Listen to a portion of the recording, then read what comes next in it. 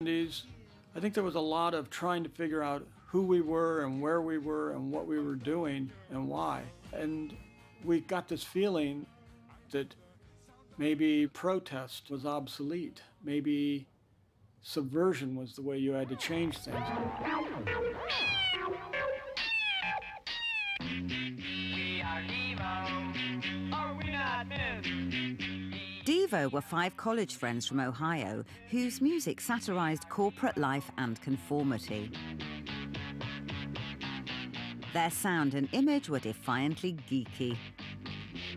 So they decided to record a cover version as an entry point for people trying to get a handle on their vision. They chose a song that had made a big impression on them as kids.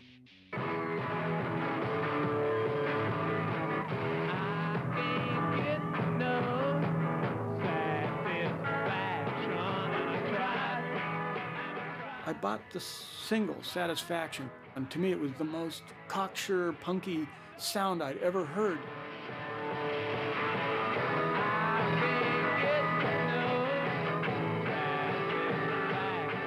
I remember playing the single, and this woman from my mom's church came over and she looked at my mom. She goes, "Mary, why do you let that boy listen to that song?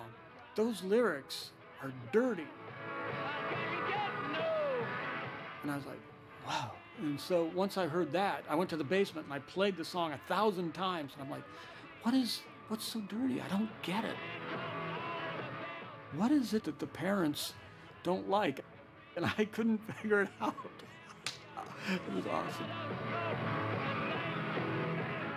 Fast forward a decade to the mid-70s. Ohio was in the grip of one of the fiercest winters on record. One bitterly cold night, Devo decided to take the heat out of the Stones' classic. We rehearsed in a tool shed that we were allowed to set equipment up in, and it was unheated. So everybody's standing in there with gloves and coats and breathing steam, and we're standing around, and Bob number two, Bob Casale, started playing this little nervous guitar thing, the ba ba ba ba ba da da ba ba ba ba ba, and it was just this kind of weird little phrase. And the drummer just started putting that kind of tinker toy mechanical beat to it. Jerry and Bob both started playing parts over top of that.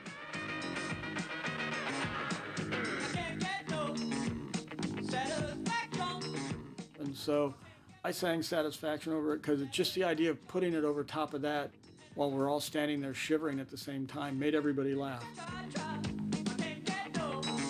It was just something that came out of being as cold as you could possibly be and people playing things that you played when you were in sub-zero temperature. The effect on the song was remarkable.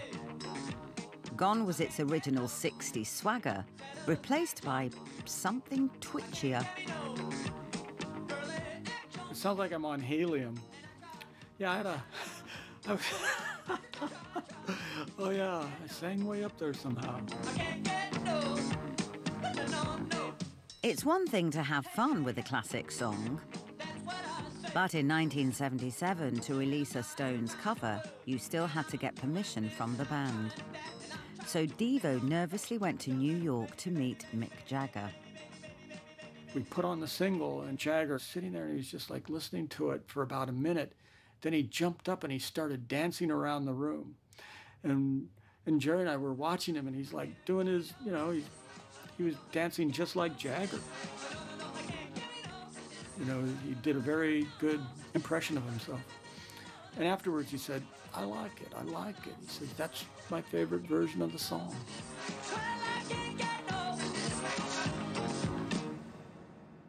Devo weren't the only ones in the late 70s subverting classic songs.